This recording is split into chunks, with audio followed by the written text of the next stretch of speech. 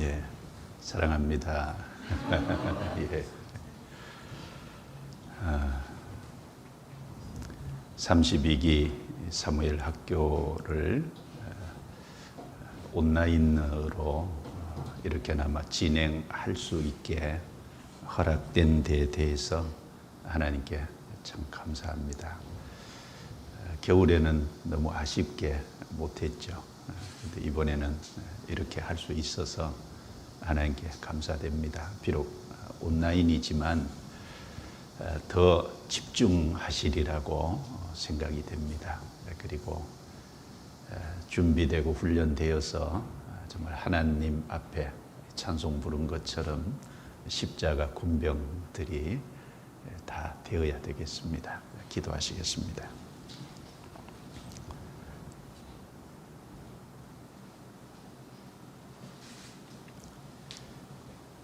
거룩하시고 은혜로우시고 자비로우신 우리 아버지 하나님 참으로 감사합니다. 허물과 죄로 가득한 저희 인생들, 또 하나님을 떠나서 각기 제 길로 행하던 우리를 주님의 보혈과 십자가의 형벌을 대신 받으심으로 우리를 구원해 주시고 우리의 허물과 죄를 깨끗이 씻어 주셔서 하나님의 자녀로 삼아 주시며 하나님을 의지하고 남은 생에 하나님의 뜻 가운데 살아가도록 축복해 주심에 감사합니다. 이번 32기 사무엘 학교를 진행할 수 있도록 허락해 주신 것도 감사합니다.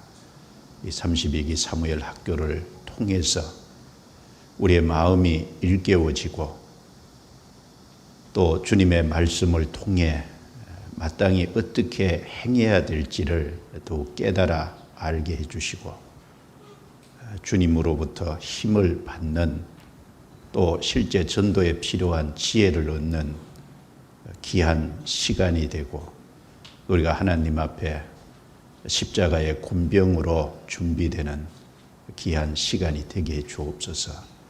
이 교육으로 끝나는 것이 아니라 이것이 실제 우리의 삶에 또 학교에서 또 가정에서 우리 주변에 우리가 십자가의 군병으로 다른 영혼을 전도함으로 하나님께 영광을 돌리는 귀한 역사로 나타나게 해 주시옵소서. 금일부터 토요일까지 진행되는 모든 기간에 주 성령께서 함께 하셔서 감동 감화해 주시고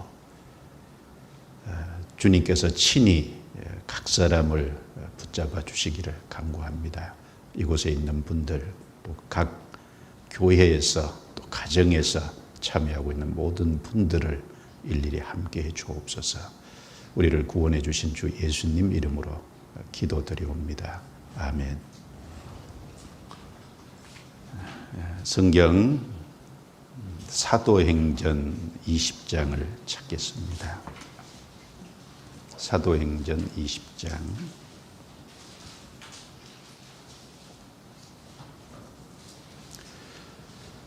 22절 말씀부터 24절까지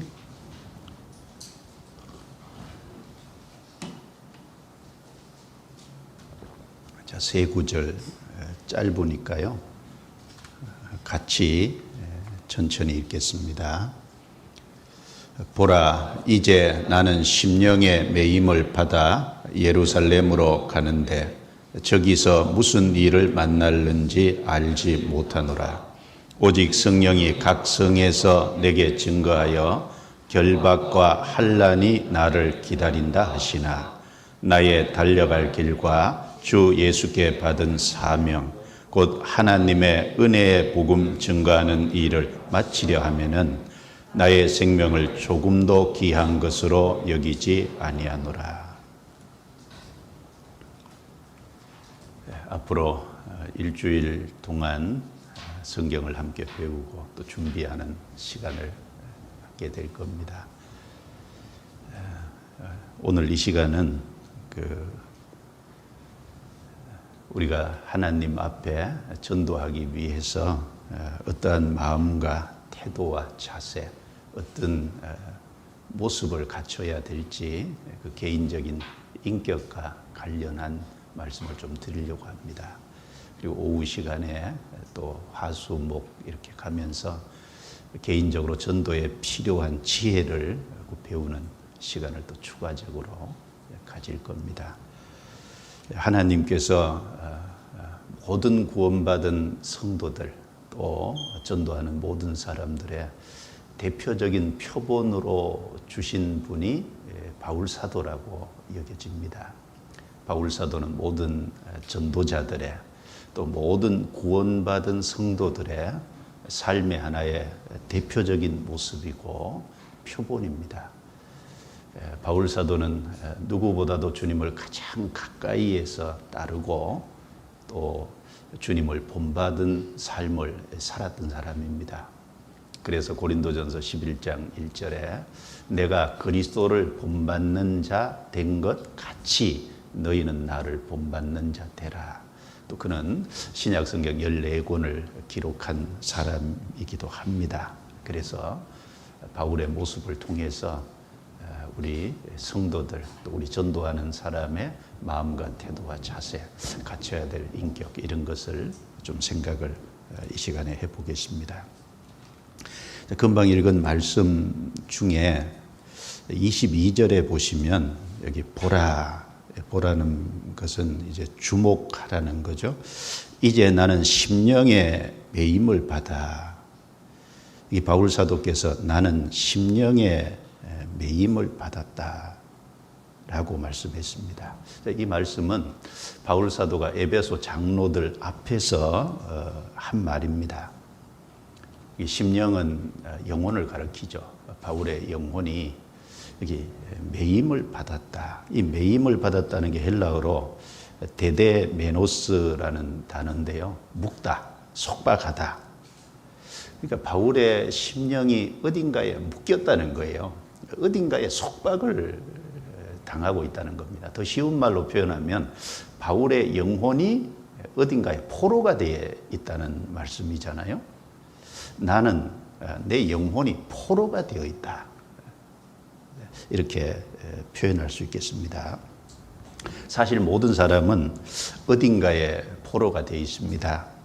문제는 어디에 포로가 되어 있냐, 그것이 중요하겠죠.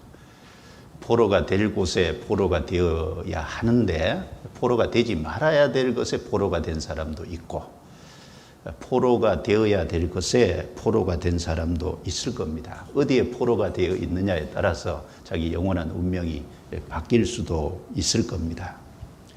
구원을 받은 사람은 포로가 되지 말아야 될 것에는 가감하게 벗어나야 될 겁니다. 그리고 마땅히 포로가 되어야 될 곳이 어딘지를 알고 그곳에 포로가 돼야 될 겁니다. 우리가 다른 영혼을 건지기 위해서는 먼저 우리 심령이, 우리의 영혼이 어딘가에 붙잡혀야 될 거예요. 내가 의지만 가지고 내가 전도한다는 것이 잘 되지 않잖아요. 무엇인가에 포로가 되고 사로잡히고 붙잡혀야만 그 일을 온전히 할 수 있을 겁니다. 그래서 오늘 제목은 나는 심령의 매임을 받아, 이 제목입니다. 이 심령의 매임을 바울이 받았기 때문에 그 뒤에 쭉 보시면 결박과 환난이 비록 기다리지만, 즉 고난이 앞에 예상되지만 그 길을 가잖아요. 그리고 그 복음 전하는 일, 하나님이 자기에게 맡기신 사명, 그것이 자기 달려갈 코스인 줄 알고 그걸 위해서 자기 생명까지 각오했다는 겁니다. 이 심령의 매임을 받은 사람이 할 수 있는 말이지 심령의 매임을 받지 못한 사람은 결코 이렇게 말할 수도 없고 또 실제 살아갈 수도 없을 거라고 여겨집니다.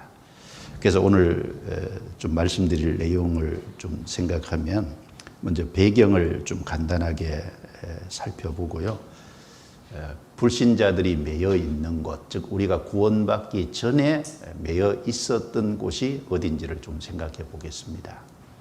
그리고 이제 우리는 구원받을 때 그 매여 있었던 곳에서 벗어났잖아요. 그러니까 구원받은 이후에 우리가 매이지 말아야 될 것이 어디인지도 좀 생각해 보고, 그리고 구원받은 사람은 이제 새로운 것에 포로가 돼야 되는데, 우리가 포로가 되어야 될 것들이 무엇인지, 어디에 포로가 되어야 될 것인지 구체적으로 그것도 좀 생각해 보고, 그리고 우리가 포로가 되었다고 할 때 그 포로된 그 매임의 성격이 어떤 성격인지도 좀 생각해 보고, 그리고 그 포로된 사람의 삶은 어떻게 겉으로 드러날지도 좀 생각해 보고, 그 포로된 매임을 정말 바른 것에 매임을 받아서 살아가는 그 사람의 최종 영광이 무엇인지도 좀 이렇게 순서적으로 살펴보려고 합니다.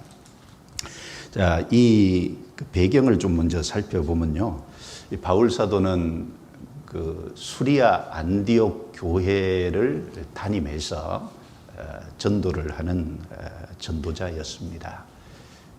그 수리아 안디옥 교회는 이방인 전도의 하나의 거점 교회라고 여겨집니다. 바울 사도는 그 수리아 안디옥 교회에서 출발해서 선교 여행을 갔다가 다시 수리아 안디옥 교회로 돌아오는 그런 선교 여행을 여러 차례 반복을 했습니다. 그 1차 선교는 구브로 섬, 그리고 비시디아 안디옥, 수리아 안디옥 말고 이 비시디아 안디옥이 있거든요. 그리고 이고니온, 루스드라, 더베, 이런 곳을 1차 선교 여행을 다녔는데, 그 내용은 사도행전 13장, 14장에 기록이 되어 있습니다. 그리고 그 1차 선교 여행은 총 연도는 2년 동안, 이동 거리는 한 2,400km를 이동해서 선교 여행을 마치고 수리아 안디옥으로 다시 돌아왔습니다. 그리고 2차 선교는 1차 선교 여행을 이제 다녔던 그곳을 다시 방문하고, 그리고 선교 지역을 하나님이 넓혀 주셔서 마케도니아 지역, 마케도니아라 그러면 우리가 잘 아는 빌립보, 그다음에 데살로니가, 베레아 이런 지역입니다. 그리고 아가야 지역이라고 하면 주로 마케도니아 밑인데 지도를 보면 아덴, 그다음에 고린도, 갱그레아 이런 지역이 아가야 지역인데, 거기까지 돌아서 다시 수리아 안디옥으로 돌아오는 2차 선교 여행을 했습니다. 그 2차 선교 여행의 가장 특징적인 것은 고린도에 1년 6개월을 머물면서 전도했다는 사실입니다. 그리고 그 내용은 성경 사도행전 15장 36절부터 사도행전 18장 22절까지가 바로 2차 선교여행의 내용이고, 그리고 선교 기간은 3년에 걸쳐서 무려 5,600km라고 하는 긴 거리를 사실 이동하면서 바울 사도가 전도를 했습니다. 그리고 이제 3차 선교는 수리아 안디옥 교회를 출발해서 예루살렘이 이제 도착하는 것으로 선교 여행을 마쳤는데, 그 3차 선교 여행의 특징은 에베소에서 한 3년을 머물르면서 전도했다는 것이 특징입니다. 그래서 그 에베소의 사도행전 18장에 보면 큰 소요 사건이 생겼습니다.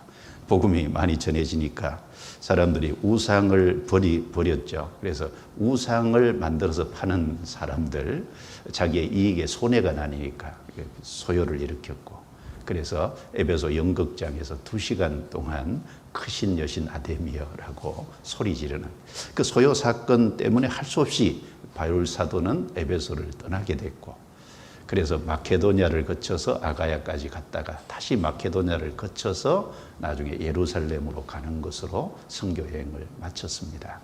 그 3차 선교 여행의 그 내용은 그 사도행전 18장 23절부터 22절이 2차 선교여행 끝이잖아요.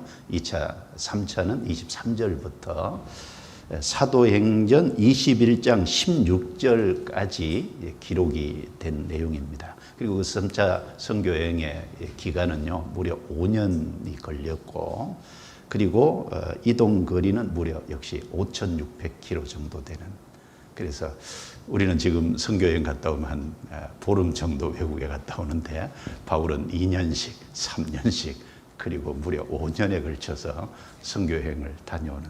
그때는 비행기 있었으면 안 그랬을 거예요, 그렇죠? 그래서 그때는 다 이동하고 걸어서 아마 다녔을 거라고 생각합니다. 그리고 배를 타고 또 이제 중간에 혹 말을 타고 이동했을 수도 있을 거라고 여겨집니다.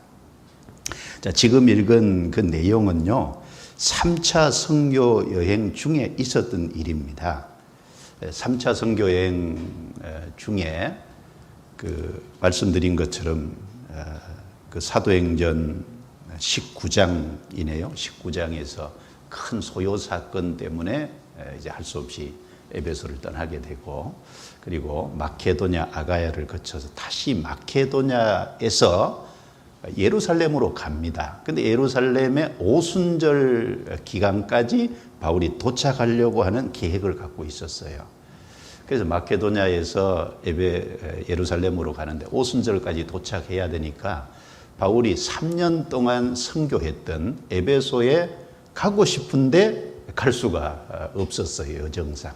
그래서 그 에베소 장로들을 밀레도라고 하는 곳으로 초청을 해서 그 에베소 장로들 앞에서 한 그 마지막 고별 설교에 대한 내용입니다. 그래서 그 내용이 17절부터 38절까지 기록이 된 겁니다. 그 중에 제가 일부를 읽었어요. 이게 왜 고별 설교냐 하면 바울은 예루살렘에 올라가면 예루살렘에서 결박될 것을 사실은 미리 알고 있었습니다. 그리고 그 이후는 자세히 몰랐겠지만 다시는 자기가 3년 동안 목회했던 것, 자기 앞에 있는 에베소 장로들을 다시 못 볼 것을 생각을 했습니다. 그래서 마지막 고별 설교와 같은 내용을 얘기한 거예요. 그래서 그 20장 25절에 보시면요. 보라, 내가 너희 중에 왕래하며 하나님 나라를 전파하였으나 지금은 너희가 다 내 얼굴을 다시 보지 못할 줄 아노라. 내가 너희들과 함께 하나님 나라를 전파하고 복음을 전파했지만 지금은 너희가 다 내 얼굴을 다시 보지 못할 줄을 아노라. 다시는 못 본다고 생각을 하고 이 설교를 한 겁니다.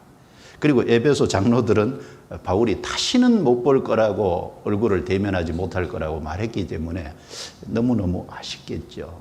그리고 바울에 대한 염려도 많고, 그래서 이 바닷가까지 바울을 마지막 바울 설교를 듣고 난 이후에 전송을 했습니다. 그 끝에 38절에 보시면 다시 그 얼굴을 보지 못하리라 한 말을 인하여 더욱 근심하고 배에까지 그를 전송하니라. 그래서 사람은 마지막 대면을 하고 다시 보지 못한다고 생각하면 이 바울은 정말 신앙적인 사람이잖아요. 하나님 앞에 가장 중요한 얘기를 사실은 에베소 장로들이 하기를 원했을 거예요. 그래서 구원받은 사람이라면 누구든지 사도행전 20장 17절부터 38절 이 말씀을 한 번은 깊이 이제 묵상을 하고 자기 생활에 적용해 보는 것이 필요할 겁니다. 이 내용에는 에베소 3년 동안 목회한 것에 대한 해고 내용도 있고, 그리고 바울이 3년 동안 전도하면서 전한 메시지의 핵심이 무엇인지도 말씀하고 있고, 그리고 바울의 어떤 비장한 어떤 각오와 다짐도 여기 기록이 돼 있고, 그래서 거짓 교사들의 거짓된 가르침을 경계해야 될 것도 말씀하고 있고, 그리고 그 에베소 장로들과 에베소 성도들을 주와 및 그 은혜의 말씀께 부탁하면서 자기가 마지막 거기 있으면서 본을 보인 것처럼 그 에베소 장로들은 교회 지도자들이잖아요. 본을 보이는 삶을 살아줄 것을 부탁하는 그런 내용들이 여기 쭉 있기 때문에 바울의 그 삶의 모습은 우리의 삶의 모습의 하나의 표본이잖아요. 그러니까 이것을 좀 제가 배경을 좀 말씀드리는데 이유는 그런 것을 이해하고 좀 읽어보서 읽는 가운데 자기에게 적용하면 큰 은혜가 되리라 생각해서 말씀을 드립니다. 자, 그 중에 오늘은 한 부분을 살펴보기를 원하는 겁니다. 자, 그럼 먼저 여기 22절을 한번 보시죠. 22절. 같이 읽어볼까요? 보라, 이제 나는 심령의 매임을 받아 예루살렘으로 가는데 저기서 무슨 일을 만날는지 알지 못하노라. 자, 바울은 나는 내 영혼이, 내 마음이 어딘가에 포로가 돼 있다. 그래서 포로가 돼 있기 때문에 나는 예루살렘으로 간다. 그리고 예루살렘에서 결박과 환난이 기다리고 있다고 성령께서 내게 미리 예고해 주시지만 그러나 나는 각오하고 올라간다. 이렇게 밝히고 있습니다. 우리가 먼저 생각해 볼 것은 이 불신자들이 있잖아요. 우리가 구원받기 전에 매여 있었던 곳이 어딘지를 좀 생각을 해보는 게 필요할 것 같습니다. 구원받은 사람과 구원받지 않은 사람은 매여 있는 곳이 다를 수밖에 없지 않습니까? 불신자들은 이 잘못된 것에 매여 있습니다. 특별히 우리가 구원받기 전에 매여 있었던 곳을 좀 간단하게 몇 가지로 얘기하면 첫 번째는 죄에 매여 있었고, 그 다음에 두 번째는 육체의 욕망에 매여 있었고, 세 번째는 보이지 않는 사탄의 권세에 사실은 매여 있었습니다. 자, 잘못된 것들이 세상에 너무 많죠. 그 유대 종교가들은 유대 의식법이라고 하는 곳에 매여가지고 도무지 거기에 못 벗어나는 그런 경우도 있지 않습니까? 그리고 우리 주변의 사람들을 보면 어떤 잘못된 사상에 매여 있어 그 사상의 굴레에서 못 벗어나는 그런 사람들도 많습니다. 우리도 구원받기 전에는 그 죄와 그리고 육체의 욕망과 그리고 사탄의 권세에 실제로 매여 있어요. 그런데 구원받을 때 거기서 벗어났잖아요. 그래서 먼저 죄에 매여 있었다는 걸 좀 생각해 보면 로마서 6장 17절에 하나님께 감사하리로다. 너희가 본래 죄의 종이더니 너희에게 전하여 준 바 교훈의 본을 마음으로 순종하여 죄에게서 해방되어 의에게 종이 되었느니라. 종은 종인데 어디에 종이 되냐? 이게 중요하잖아요. 구원받기 전에는 내가 본래 죄의 종이더니 복음을 받고 구원받은 이후에는 의의 종으로 바뀌는 거지 않습니까? 구원받기 전에는 죄의 종이에요. 종이라는 것은 하나의 속박이지 않습니까? 속박, 매여 있는. 그래서 잠언 5장 22절에 보면 악인은 자기의 악에 걸리고 그 죄의 줄에 매이나니라고 말씀했어요. 그 죄의 줄에 얽어 매여 있다라고 말씀했습니다.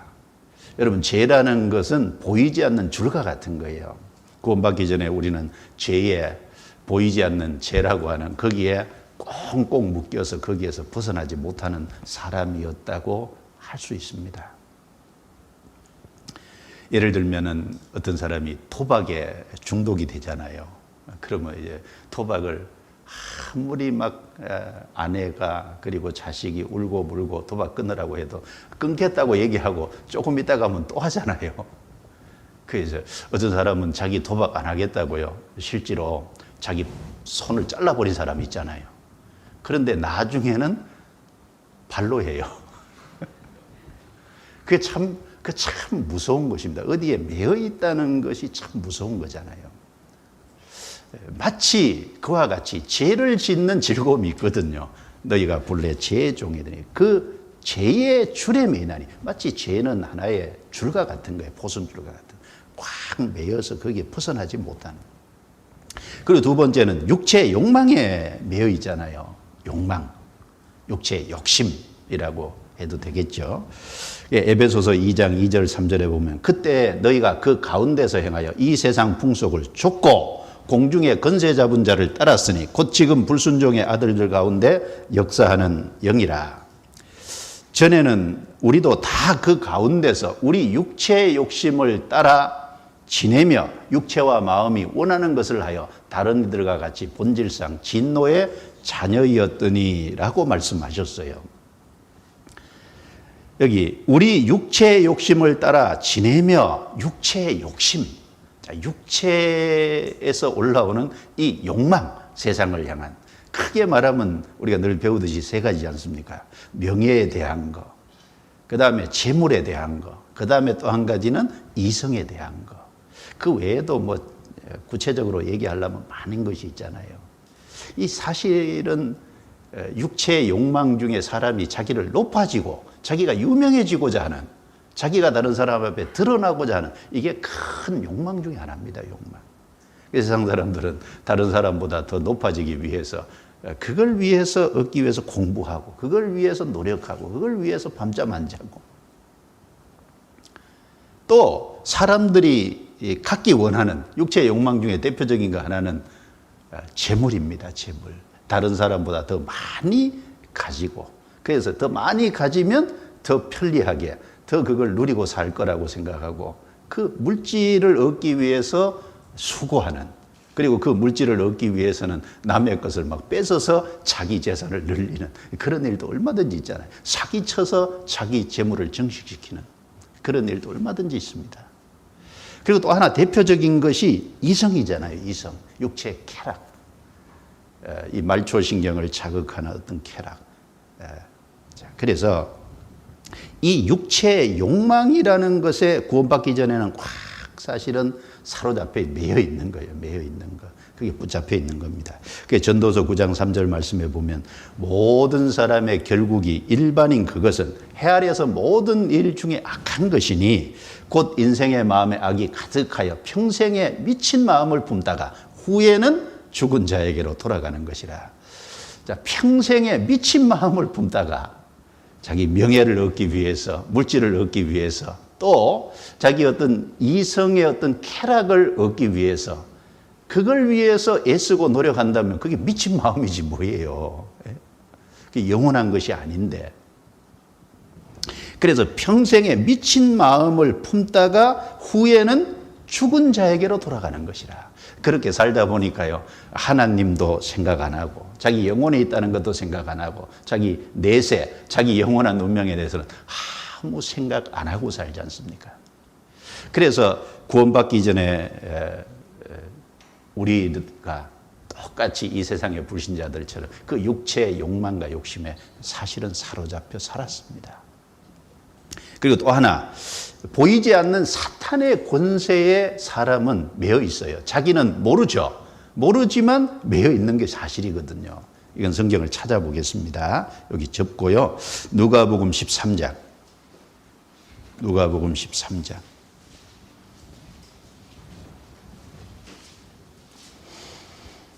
누가복음 13장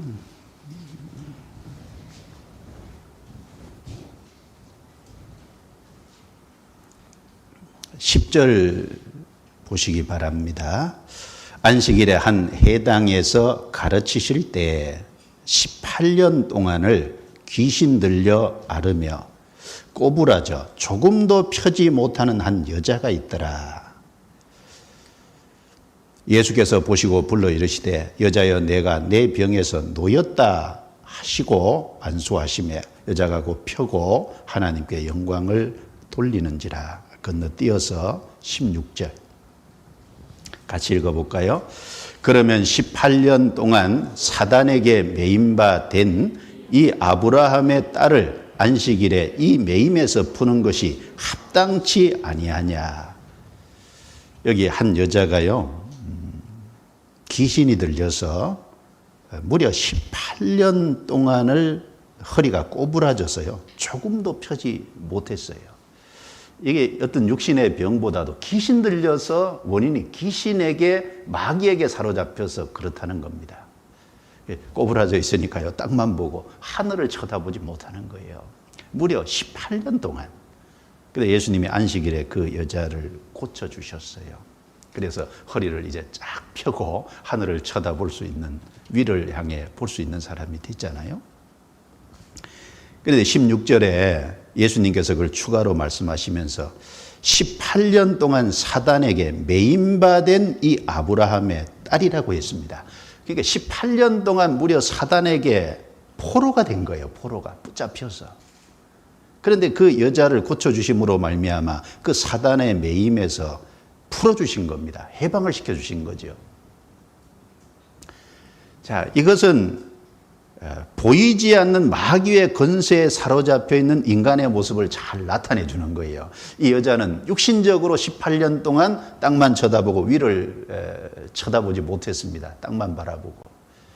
그런데 영적으로는요, 한 사람이 이 세상에 태어나서 80년 동안 살고 구원받지 못하고 죽는다면 그 사람은 보이지 않는 사탄에게 80년 사실은 매여 있는 거랑 같은 거지 않습니까? 영적으로. 그 구원을 받을 때 그 사탄의 권세에서 비로소 사실은 해방이 됩니다. 요한복음 8장 44절에 예수님 유대 종교가들에게요, 너희는 너희 아비 마귀에게서 났으니 너희 아비의 욕심을 너희도 행하고자 하는 자라. 저는 처음부터 살인한 자요, 진리가 그 속에 없으므로 진리에 서지 못하고 거짓을 말할 때마다 제 것으로 말하니 이는 저가 거짓말장이요 거짓의 아비가 되었음이니라. 자, 유대 종교가들은 어느 누구도 나는 사탄에게 매였다, 마귀의 종이다, 우리 아버지가 마귀다, 그렇게 말하지 않았어요. 근데 예수님은 그 유대 종교가들을 향해서 너희 아버지는 아브라함이 아니고 하나님이 아니고 너희 아비는 마귀에게서 났다. 얼마나 충격적인 말입니까? 사실은 이 유대 종교가들처럼요, 구원받지 못한 모든 사람들은 사탄에게 영적으로는 매여 있는 것이 틀림없습니다. 그래서 마귀에서 쏘가서 살고 있죠. 마귀는 처음부터 살인한 자예요. 사실은 마귀가 하와를 꼬셔서 선악과를 먹게 하고, 그리고 그 아담에게도 주고 아담도 먹게 하고, 사실은 영적으로 죽였지 않습니까? 그리고 가인 속에 역사해서 하나님이 그 제물을 받아주신 아벨을 죽였어요. 마귀는 처음부터 살인한 자입니다. 그리고 마귀에게는 진리가 없으니까 거짓을 말할 때마다 제 것으로 말하니, 진리는 하나님께 속한 거고 거짓은 마귀에게 속한 거예요. 마귀가 하는 모든 것은 거짓된 겁니다. 우리는 그걸 분명히 압니다. 하나님은 진리를 주시기를, 진리 가운데 이끄시기를 원하시고, 마귀는 그 진리의 대적자가 돼서 거짓을 추구하고 쫓게끔 하는 그 보이지 않는 사탄의 권세에서 실질은 사로잡혀 있는 겁니다. 그것이 구원받기 전에 우리의 모습이라고 할 수 있을 거예요. 그래서 죄의, 그 다음에 육체의 욕망의 사탄의 권세. 근데 구원을 확실히 받으면, 구원받을 때 그 매여 있던 곳에서 이제 벗어나잖아요. 어디에서요? 첫 번째, 죄에게서 벗어납니다. 죄에게서 벗어난다는 말은 죄의 형벌에서 벗어나고, 바로 이제 율법은 죄에 대한 심판을 선고하니까 율법의 정죄에서 벗어난다는 말이고, 영원한 지옥인 형벌에서 우리가 완전히 구원받을 때 벗어납니다. 그리고 마귀의 권세에서 벗어나죠, 확실히. 그리고 육체의 욕망이 있는데 이 육체의 욕망, 육체의 어떤 소욕, 육체의 재성은 갖고 있으니까 구원받고 난 이후에 점점 시간이 지나가면서 이것에도 점점 이제 벗어나게 되는 거예요. 그건 시간을 두고 벗어나게 됩니다. 그래서 구원받으면 먼저 죄에게서 벗어나요. 그래서 골로새서 2장 13절에 우리에게 모든 죄를 사하시고 모든 죄를 사하셨다. 실제 모든 죄가 예수님 피로 다 사해졌으니까 그건 너무너무 분명한 사실이지 않습니까? 그러니까 죄의 형벌을 받는 일은 다시 없게 돼 있어요. 일사부재리의 원칙이잖아요. 주님이 우리 죄에 대해서 한번 형벌을 받았기 때문에 회개하고 그 사실을 받아들이는 사람은 이제 다시는 죄에 대해서 형벌을 받는, 그것도 영원한 형벌을 받는 일은 없다 그 말입니다. 그래서 요한계시록 1장 5절 말씀에도 우리를 사랑하사 그의 피로 우리 죄에서 우리를 해방하시고, 죄에서 해방하셨다는 말씀이 그 뜻이잖아요. 또 요한복음 8장 34절부터 36절에 예수께서 대답하시되 진실로 진실로 너희에게 이르노니 죄를 범하는 자마다 죄의 종이라. 종은 영원히 집에 거하지 못하되 아들은 영원히 거하나니 그러므로 아들이 너희를 자유케 하면 너희가 참으로 자유하리라. 자, 죄를 범하는 자마다 죄의 종이에요.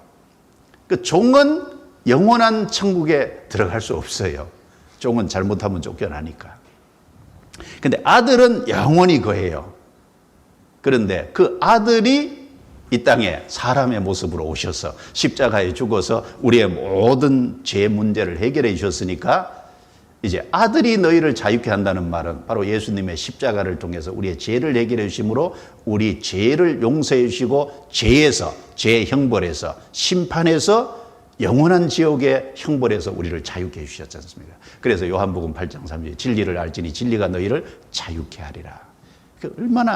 얼마나 엄청난 말입니까? 우리는 그 자유를 실제로 얻었습니다. 그리고 구원을 받으면 율법의 정죄에서 벗어나잖아요. 어떤 분은 제사함 받았다는 거하고 율법의 정죄, 그러니까 율법은 행하라, 그리하면 살리라. 행하지 않으면 너 심판받는다. 그걸 말씀하는 것이 율법이지 않습니까? 율법은 죄를 깨닫게 하고 심판 아래에 있다는 것을 알려줘요. 그래서 어떤 분은 죄는 사했는데 심판은 또 받는다고 좀 착각하는 분들이 있어요. 아니에요. 율법의 정죄, 율법의 심판에서 구원받은 사람은 완전히 벗어났습니다. 심판 없습니다. 죄의 형벌을 받는 일은 다시 없어요. 한번 볼까요?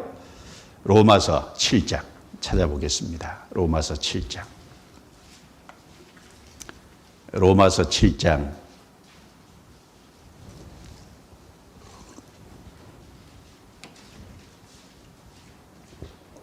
1절부터 제가 읽겠습니다. 형제들아 내가 법 아는 자들에게 말하노니 너희는 율법이 사람의 살 동안만 그를 주관하는 줄 알지 못하느냐.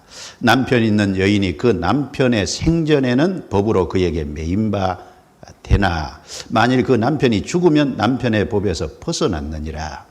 그러므로 만일 그 남편 생전에 다른 남자에게 가면 음부라. 이르되 남편이 죽으면 그 법에서 자유케 되나니 다른 남자에게 갈지라도 음부가 되지 아니하리라.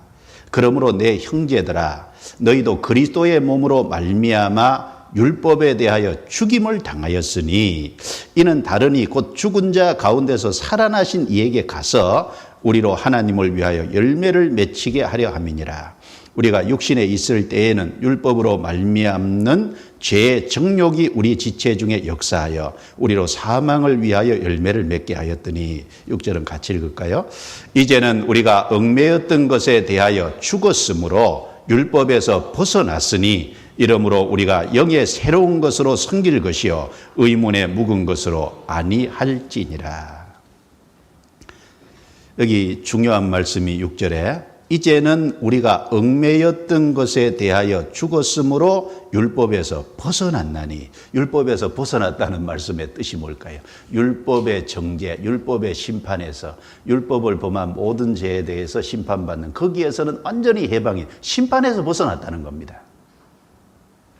그런데 여기 재미있게 잘 비유를 들어서 설명을 했죠.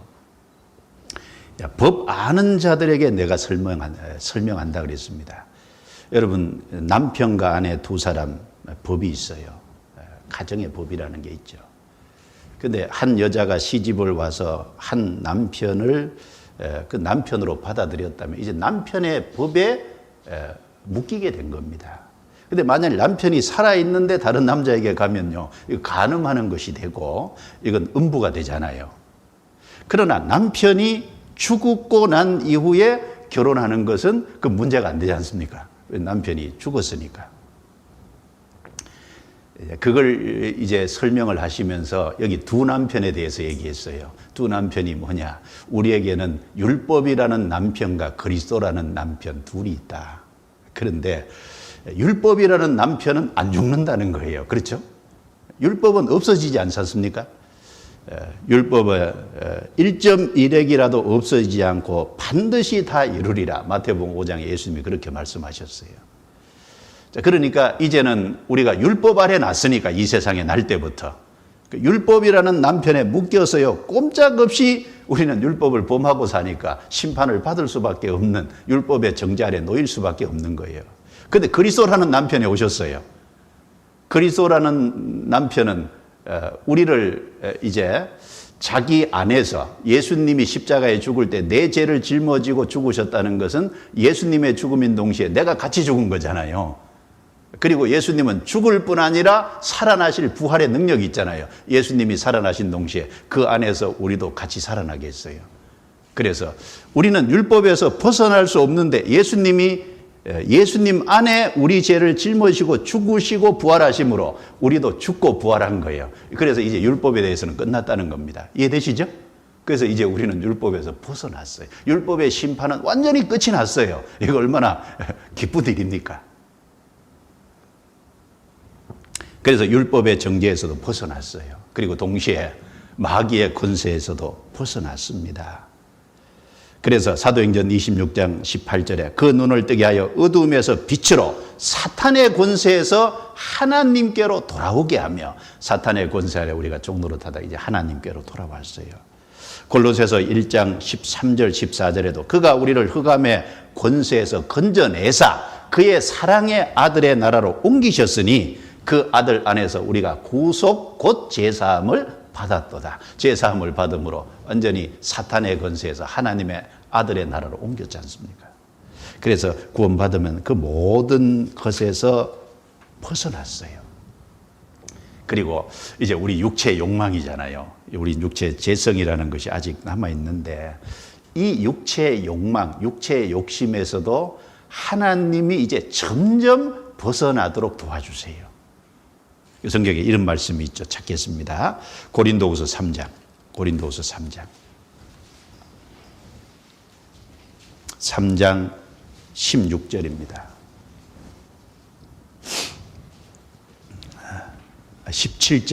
17절 한 절만 읽겠습니다. 주는 영이시니 주의 영이 계신 곳에는 자유함이 있느니라. 주는 영이시니 주의 영, 성령이 계신 곳에는 자유함이 있느니라. 무슨 말씀일까요? 성령이 어디서 역사하세요? 성령이 우리 개인 속에 보증으로 와 계신 것이 확실하죠. 하나님의 자녀라는 보증.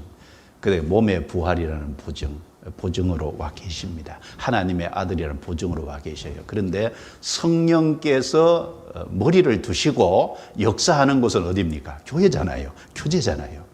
그 주의 영이 계신 곳에는 자유함이 있느니라.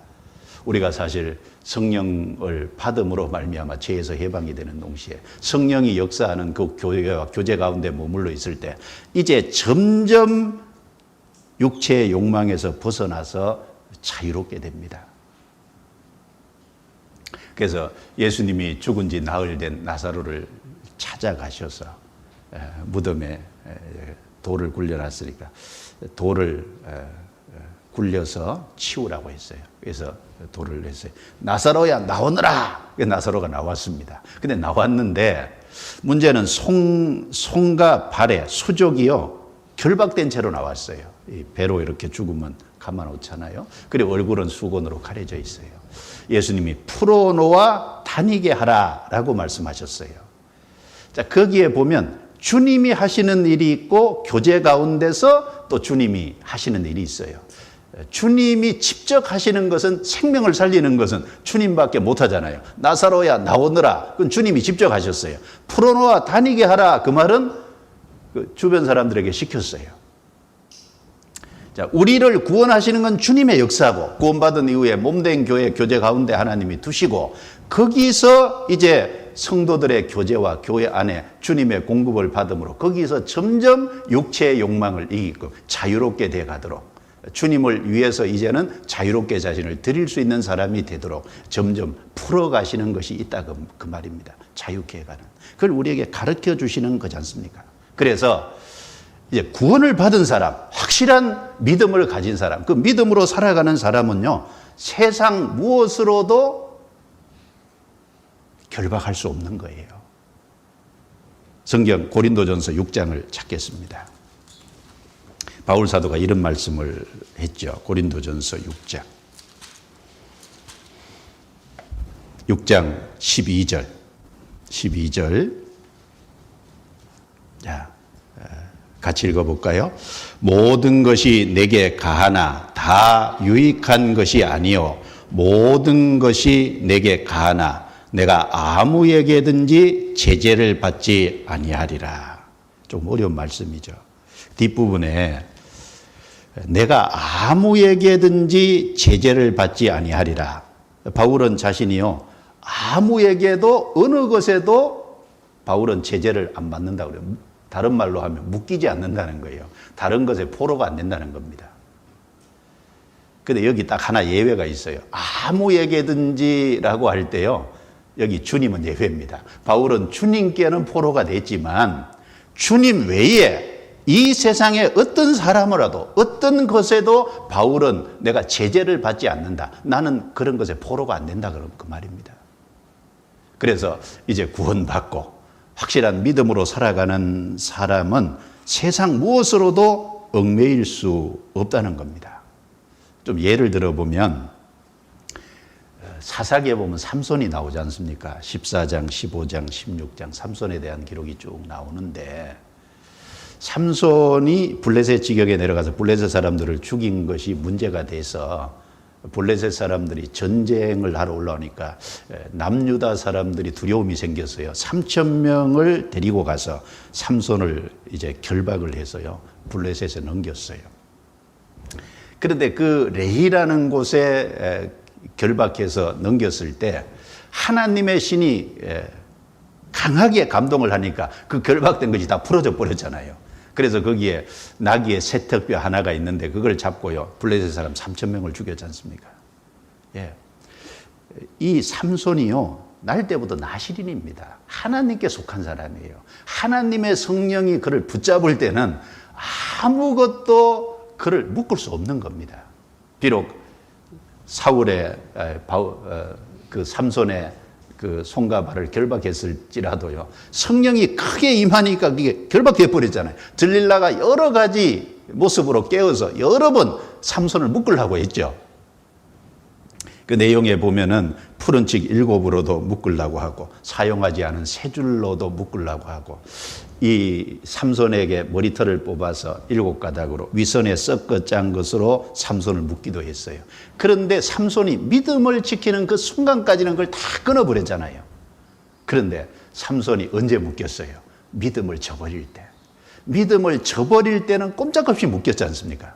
그리고 두 눈이 빠지고 블레셋 사람들 앞에서 놋줄에 묶여가지고요, 맷돌을 놀리는 수치스러운 사람으로 전락을 했습니다.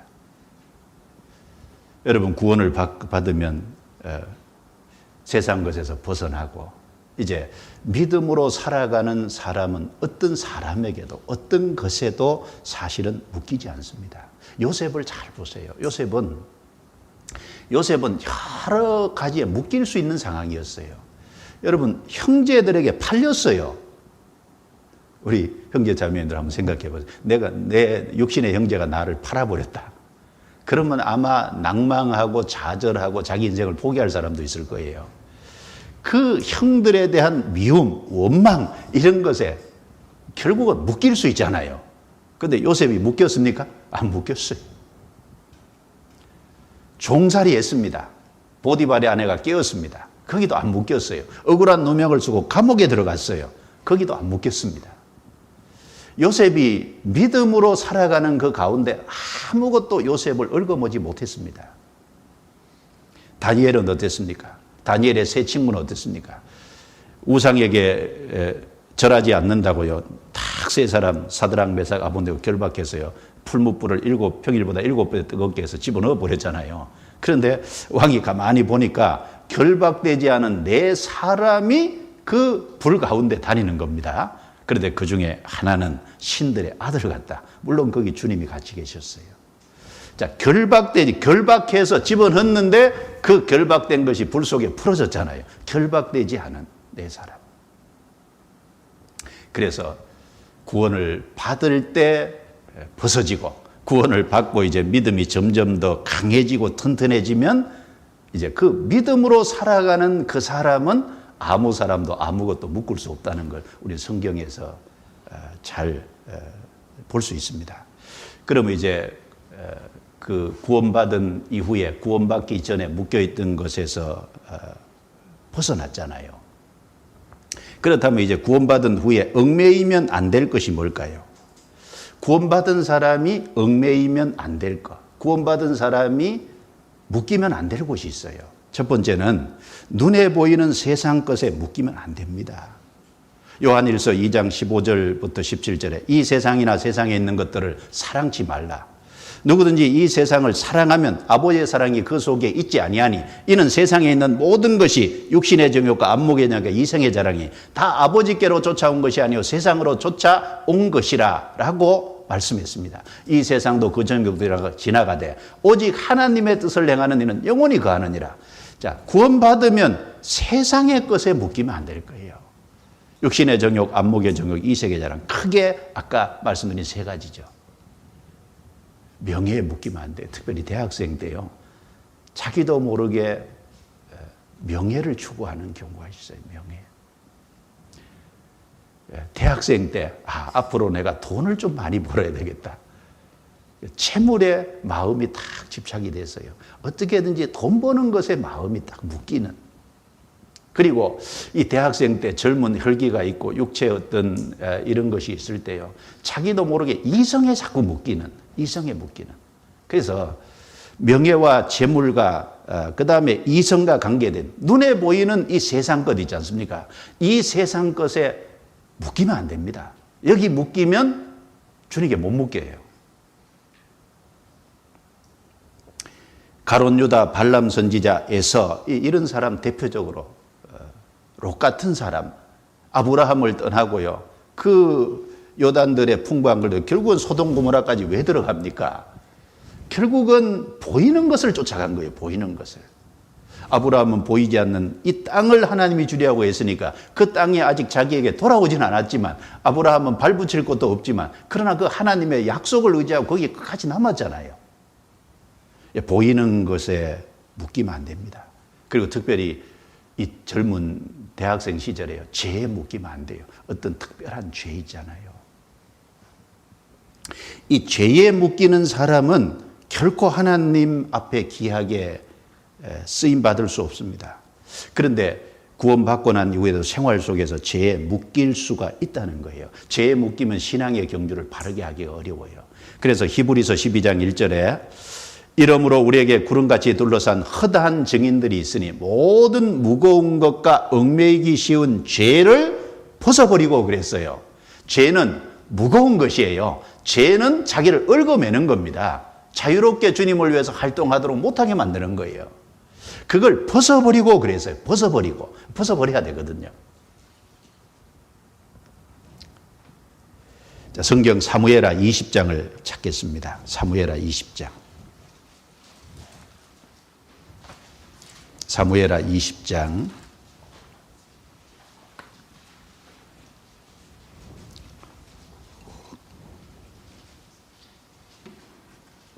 사무엘하 20장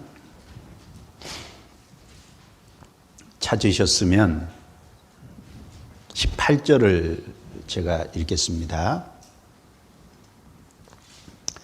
여인이 말하여 가로되 옛 사람들이 흔히 말하기를 아벨에 가서 물을 것이라 하고 그 일을 끝내었나이다. 나는 이스라엘의 화평하고 충성된 자 중에 하나이언을 당신이 이 이스라엘 가운데 어미 같은 성을 멸하고자 하시는도다. 어찌하여 당신이 여호와의 기업을 삼키고자 하시나이까? 요압이 대답하여 가로되 결단코 그렇지 아니하다. 결단코 그렇지 아니하다. 삼키거나 멸하거나 하려 함이 아니라 그 일이 그러한 것이 아니니라. 에브라임 산지 사람 비그리의 아들 세바라 하는 자가 손을 들어 왕 다윗을 대적하였나니 너희가 저만 내어주면 내가 이 성읍에서 떠나가리라. 여인이 요압에게 이르되 저의 머리를 성벽에서 당신에게 내어 던지리다 하고 이에 여인이 그 지혜로 모든 백성에게 말하매 저희가 비그리의 아들 세바의 머리를 베어 요압에게 던진지라. 이에 요압이 나팔을 불매 무리가 흩어져 성읍에서 물러나서 각기 장막으로 돌아가고 요압은 예루살렘으로 돌아와서 왕에게 나아가니라. 이 내용은 다윗이 압살롬에게 반역을 당해서 아들에게 쫓겨간 이후에 다시 다윗이 그 압살롬을 이제 정복하고 왕위가 이제 복귀가 됐어요. 그런데 그 복귀될 때 여전히 그 다윗을 대적했던 세바라는 인물이 있습니다. 그래서 이 세바라는 인물을 요압하고 따르는 무리가 추격을 했는데 이 세바가 어디로 쏙 들어갔냐면 아벨성이라는 그 유명한 이스라엘의 성으로 도망을 간 거예요. 이 아벨성은 이스라엘 중에서 큰 성이고, 그리고 여기 여인이 말한 대로 옛사람들이 흔히 말하기를 아벨에 가서 물을 것이라. 그 아벨에는 지혜자가 많았고, 그래서 아벨은 이스라엘에게 이제 참 이스라엘 중에 영광을 얻은 큰 성입니다. 그런데 이 세바가 여기를 싹 들어가니까요, 요압과 그 세바를 따르는 군대가 아벨성을 싹 포위한 거예요. 그런데 그 성 안에 지혜로운 한 여인이 있었다는 겁니다. 그래서 아니, 이 아벨성은 크고 이스라엘 중에 영광된 하나님의 기업인데 왜 당신이 아벨성을 멸하라 합니까? 결코 그렇지 않다. 이 세바만, 다윗을 대적하는 세바만 내어주면 우리는 그냥 물러나겠다. 그래서 이 여인이 지혜로 성 안의 사람들을 설득해서 그 다윗을 대적하는 세바의 목을 잘라서 내어줌으로 물러가고 성은 안전하게 된 겁니다. 이거 우리에게 큰 교훈을 준다고 생각해요. 여러분, 한 사람, 구원받은 한 사람도 일종의 하나님 앞에 성과 같은 겁니다. 성. 여기 다윗을 대적하는 세바는 누구예요? 죄입니다. 죄라고 하는. 그런데 그 죄가 우리 신앙 생활하는 가운데 주님 앞에 귀한 쓰임을 받는 성이 될 수 있는, 사람이 될 수 있는 사람에게 특별한 세바가 들어온 것처럼 죄가 들어와요. 그런데 여기 지혜로운 여인이 그 세바를 딱 내어줄 때 성은 안전하잖아요. 그런데 그 우리 삶에서 그 죄만 제거하면 신앙생활을 잘할 수 있는데 그 죄 때문에 신앙이 무너지는 사람이 있다 그 말입니다. 특별한 죄 때문에. 우리가 그런 교훈을 주고 있잖아요. 아벨성이 정말 크고 존귀하고 참 하나님의 기업인 것처럼 이 구원받은 한 사람 한 사람이 얼마나 귀중해요. 정말 귀하게 쓰임받고 그 하나님께 영광을 돌릴 수 있는 그 귀한 사람들인데 특별한 죄가 들어온 것을 내어버리지 못해서, 그걸 버리지 못해서 결국은 신앙이 무너지고 쓰임받지 못하고 하나님께 영광을 돌리지 못하는 그런 일이 지금도 얼마든지 일어날 수 있습니다. 그렇지 않습니까? 그래서요, 구원받고 난 이후에는요, 특별한 죄에 묶이면 안 됩니다. 내 신앙생활에 이것이 걸림돌이 된다. 내 삶에서 이것만 빼내면, 세바를 제거하듯이 이것만 딱 빼내면 신앙생활을 잘할 수 있다. 그런 것이 있을 거예요. 그거 반드시 해결해야 됩니다. 그거 해결 안 하면요, 결국은 끝에 가면 나중에 자기를 파멸로 이끌 수 있어요. 그리고 세 번째는 잘못된 교리나 교파, 사상에 얽매이면 안 돼요. 잘못된 교리, 교파, 사상 이런 것에 얽매이면 안 되지 않습니까? 자, 솔로몬 사후에요, 북이스라엘과 남유다로 나뉘어졌잖아요. 북이스라엘은 여로보암이 10지파를 차지했어요. 그런데 이 여로보암이 이스라엘 백성은 예루살렘 솔로몬이 지은 그 성전에 가서 하나님을 섬겨야 됨에도 불구하고 그렇게 하면은 자기가 다스리는 영토 안의 백성들이 그 솔로몬의 아들 르호보암에게로 마음이 향할까 봐요. 그러니까 베델과 단에다 금송아지 만들었잖아요. 그 금송아지가 결국은 예루살렘 하나님께로 나아가는데 걸림돌이 됐잖아요. 잘못된 교리, 잘못된 어떤 사상 이런 것을 젊을 때 딱 갖고 있으면요, 그게 하나님께 나아가는데 아주 치명적인 걸림돌이 됩니다. 이 대학생 시절에요, 세상의 사상에 너무 휘둘리면 안 돼요. 어떤 분은 막 그 사상을 위해서 막 그 운동을 하거든요. 근데 그거는요, 안 믿는 사람이 해도 돼요. 그렇지 않습니까? 예수님 뭐라 그랬어요?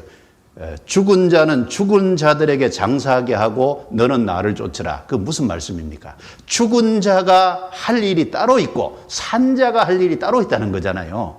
죽은 자의 할 일에 내가 매달려서 평생을 투자한다면 주님 앞에 가면 영광을 얻겠습니까? 결코 그렇지 못해요. 우리는 구원받은 사람으로서 우리가 할 일이 따로 있어요. 우리가 할 일이. 잘못된 교리나 교파, 잘못된 사상에 얽매이면요, 그게 결국은 하나님을 섬기고 하나님 앞에 자신의 인생을 투자하는 데 큰 걸림돌이 되는 겁니다. 베델과 단에 우상이 있으니까, 그리고 보통 제사장으로, 보통 사람으로 제사장을 삼고 1월 15일이 6월절이 아니라 8월 15일로 비슷한 절기를 삼아가지고 그렇게 하는데, 그 잘못된 그것 때문에 결국은 예루살렘 하나님을 섬기는 곳에 나아가지 못하잖아요. 우리 삶도 얼마든지 그럴 수 있다는 걸 생각해야 됩니다. 갈라디아 교회는요, 오직 예수님의 피로 십자가 공로로만 나아간다. 그런데 거기에 플러스해서 율법도 준수해야 구원을 받는다. 그 잘못된 것이 들어왔잖아요. 골로새 교회는 철학과 헛된 속임수가 들어왔잖아요. 금욕주의 이런 것이 들어왔지 않습니까? 그 요한 1서를 기록할 때 사도 요한 당시에는 영지주의 같은 잘못된 것이 들어왔잖아요. 결국은 이런 헛된 것이, 잘못된 것이 섞여 들어오면요, 이 주님을 섬기는 깨끗한 마음에서 뒤로 물러서게 되는 거예요. 그리고 우리가 묶이지 말아야 될 것이 사람의 인정이나 자기 생활에 얽매이면 안 됩니다. 사람에게 얽매이면 안 돼요. 고린도전서 7장을 찾겠습니다. 고린도전서 7장.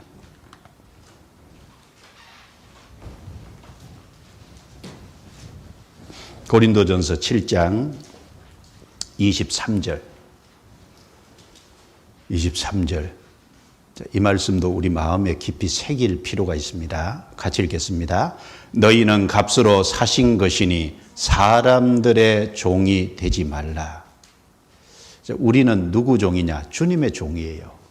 주님의 종은 사람들의 종이 되어서는 안 됩니다. 우리가 사람 사이에 사니까 예의와 인격을 갖춰서 대하고 바른 관계를 가지려고 해야 되지만, 어떤 사람에게 내가 속박되면 안 됩니다. 그렇지 않습니까? 어떤 사람에게 지나치게 눈치를 보고 그 사람을 지나치게 기쁘게 만들려고 하는 것도 그 잘못된 거예요. 그래서 바울 사도가 갈라디아서 1장 10절에 이제 내가 사람들에게 좋게 하랴 하나님께 좋게 하랴. 내가 사람들에게 기쁨을 구하랴, 내가 사람의 기쁨을 구하는 것이었다면 그리스도의 종이 아니니라 라고 말했어요. 사람들의 종이 되지 마라. 우리는 주님의 피값으로 주님이 우리 영혼과 육체를 사셨어요. 우리는 주님의 종일 뿐입니다. 사람에게 얽매여도 안 되고, 그리고 자기 생활에 얽매여도 안 돼요. 그래서 디모데후서 2장 4절에 군사로 다니는 자는 자기 생활에 얽매이는 자가 하나도 없나니 이는 군사로 모집한 자를 기쁘게 하려 함이라. 군사로 모집한 분은 주님이잖아요. 주님을 기쁘게 하기 위해서 자기 생활에 얽매여. 여러분, 군대 입영 통지를 받고 군대에 갔으면 군대에서 간 사람이 거기 모집해서 거기에 기쁘게 하고 거기에 올인을 해야지, 이 바깥 세상만 계속 생각하고 있으면 군인의 사명을 다할 수 없잖아요. 우리는 학생입니다. 어떤 분은요, 그 학교 공부하고 하는 거 그거 열심히 해야죠. 그런데 그게 지나치게 얽매여서 주님을 위해서 못 살아요. 그것도 합작지 않거든요. 균형을 잘 맞춰야죠. 우리가 학생의 신분이니까 열심히 공부하는 것은 당연한 건데, 그러나 그것이 주님보다 앞설 수는 없어요. 주님을 섬기는 것보다 앞설 수 없습니다. 그래서 어떤 사람에 매여도 안 되고, 그 자기 생활에 얽매여도 안 되고, 그런데 구원받아도요, 그 잘못된 것에 얽매일 수가 있기 때문에 우리는 그런 것에 특별히 조심을 해야 될 겁니다. 자, 다시 사도행전 20장 22절 다시 넘기겠습니다.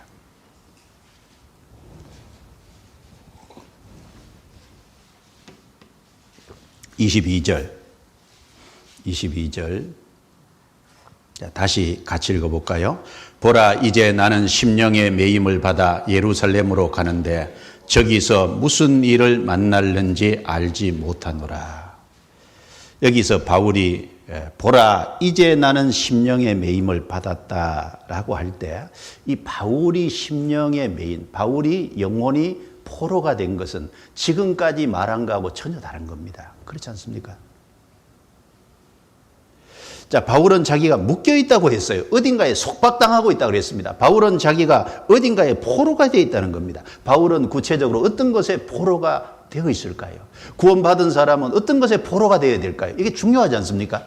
우리가 구원받기 전에 포로가 됐던 것에는 완전히 결단하고 벗어나야 되고, 이제 참으로 포로가 되어야 될 것에 포로가 될 때, 그 다음에 우리가 영혼을 건지는 일에 힘쓸 수 있을 거예요. 이것이 되지 않으면 영혼을 건지는 일도 제대로 안 될 겁니다. 우리가 어디에 포로가 돼야 될까요? 몇 가지 좀 살펴보면요. 먼저 성삼위 하나님께 정말 포로가 돼야 될 거예요. 그리고 하나님의 은혜에 우리가 포로가 돼야 되지 않습니까? 하나님의 사랑의 포로가 돼야 됩니다. 하나님의 말씀의 포로가 돼야 됩니다. 우리가 정말 구원을 받은, 영원한 형벌에서 건짐을 받은, 영원한 천국이 우리에게 주어진 핵심적인 것이 복음이기 때문에 우리는 복음의 포로가 돼야 될 거예요. 그리고 그 복음을 전하는, 영혼을 건지는 그 사명에 우리가 포로가 돼야 될 거예요. 포로가 되지 말아야 될 것에는 완전히 결단하고 나와야 되고, 포로가 돼야 될 곳에는 포로가 돼야 돼요. 신앙생활하는 건 내 의지만 가지고 되는 게 아닙니다. 무엇인가에 묶여야 돼요. 무엇인가 묶이고 사로잡혀야 신앙생활을 바르게 할 수 있어요. 그걸 다르게 말하면 성령 충만이라고 할 수 있을 겁니다. 자, 우리가 묶여야 될 곳을 조금 생각해 보겠습니다. 구체적으로 첫 번째는 우리 심령이요, 성삼위 하나님께 정말 포로가 돼야 될 겁니다. 자, 성경 에베소서 4장을 찾겠습니다. 에베소서 4장. 에베소서 4장.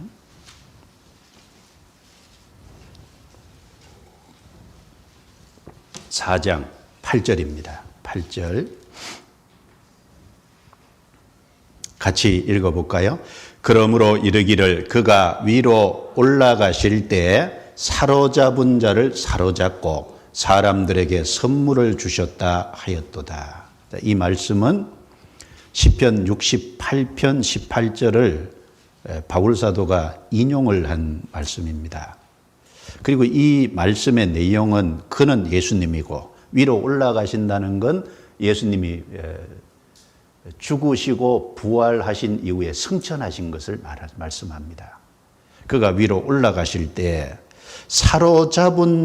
잡힌 자를 사로잡고 사람들에게 선물을 주셨다.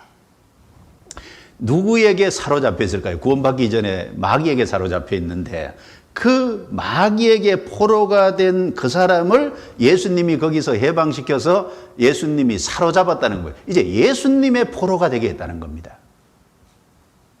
우리는 성삼위 하나님께 포로가 되어야 됩니다. 요한복음 10장 28절도요. 내가 저희에게 영생을 주노니 영원히 멸망치 아니할 터이요 또 저희를 내 손에서 빼앗을 자가 없느니라. 자, 구원을 받은 사람은 내 손, 바로 예수님의 손에 포로가 되잖아요. 예수님은 그 구원받은 사람을 이제 결코 놓지 않습니다. 그래서 저희를 주신 내 아버지는 만유보다 크심에 아무도 아버지 손에서 빼앗을 수 없느니라. 그러니까 성부 하나님의 손, 성자 예수님의 손, 성령의 손, 이중 삼중으로 우리는 사실은 붙잡혀 있는, 우리는 주님께 포로가 된 사람입니다. 이사야 41장 10절에도 두려워 말라 내가 너와 함께함이니라. 놀라지 말라 나는 내 하나님이 됨이니라. 내가 너를 굳세게 하리라. 참으로 너를 도와주리라. 참으로 나의 의로운 오른손으로 너를 붙들리라 라고 말씀했잖아요. 주님의 손에 붙잡히는, 붙들리라. 그래서 저는 로마서 8장을 쭉 읽을 때마다요 가슴이 뛰어요. 로마서 8장 내용을 보면 성부 하나님이 우리를 위해서 성자 예수님을 내어주셨다. 로마서 그래서 8장 32절에 아들을 아끼지 아니하시고 우리에게 내어주신 그분이 아들과 함께 모든 것을 우리에게 은사로 주지 아니하시겠느냐. 우리를 위해서 아들을 내어주셨잖아요. 독생자를. 그리고 이제 성령께서 우리를 위하고 계시잖아요. 그래서 로마서 8장 26절에 우리가 마땅히 빌 바를 알지 못하나 성령께서 성도를 위하여 친히 간구하시니라 그랬어요. 말할 수 없는 탄식으로 성도를 위해서 친히 간구하시는 성령에 위하시는 게 있고, 그리고 성자는 우리를 위해서 죽으시고 부활하여 승천하셔서 지금도 우리를 위해서 기도하고 계시잖아요. 그래서 그 다음에 나오는 누가 우리를 대적하리요? 누가 정죄하리요? 누가 능히 하나님의 택하신 자들을 송사하리요. 그래서 모든 것에서 넉넉히 이기게 하시고 사랑 안에서 끊어지지 않게 하신다. 그 내용이지 않습니까? 그걸 읽을 때마다요, 가슴이 뛰어요. 누가 우리를 대적하리요? 누가 우리를 송사하리요? 누가 택하신 자들을 하나님의 손에서 끊을 수 있겠느냐? 아무도 그럴 수 없다는 거지 않습니까? 그래서 로마서 8장을 읽을 때마다 성삼위 하나님이 나를 위하고 계시는구나. 그러니까 주님이 지금도 중보 기도를 하고 계신데 우리를 대적하고 송사하고 끊을 수 있는 사람은 아무도 없다. 정말 읽을 때마다 확신이 생기잖아요. 용기가 생기지 않습니까? 우리는 그 주님의 손에 붙잡힌 거예요. 주님이요. 그래서 구원받은 사람 속에 마음에요, 뭘 넣어줘요? 뭘 넣어줄까요? 빌립보서 2장 13절에 너희 안에서 행하시는 이는 하나님이시니 자기의 기쁘신 뜻을 위하여 너희로 소원을 두고 행하게 하시나니. 그래서 구원받은 사람 속에 성령이 오셨을 뿐 아니라 하나님께서 우리 마음에 자기의 기쁘신 뜻을 위해서요, 소원, 주님을 위해 살고자 하는 소원을 넣어주세요. 하나님의 일을 하고자 하는 소원을 넣어주세요. 주님이 넣어주시는 게 있습니다. 성경 한 구절 찾겠습니다. 느헤미야 2장 12절. 느헤미야 2장 12절입니다.